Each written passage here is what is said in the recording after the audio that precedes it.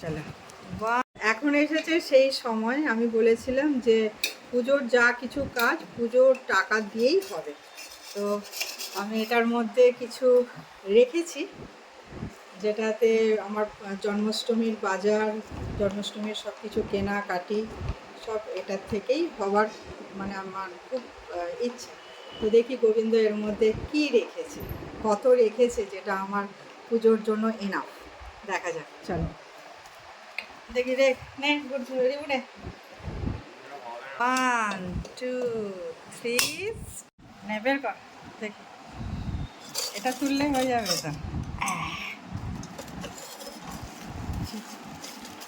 দাঁড়া, হয়ে গেছে।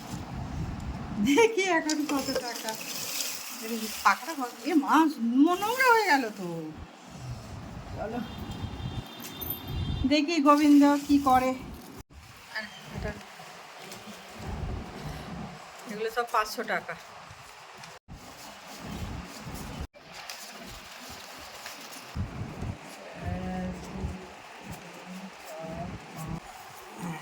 পরে সব এবার তো মোটামুটি আমার গোবিন্দ চা জমিয়েছে, ওনার পুজোর জোগাড় সব হয়ে যাবে। জয় গোপাল, জয় গোবিন্দ, সবাই খুব খুব খুব ভালো থাকো। জয় গোপাল।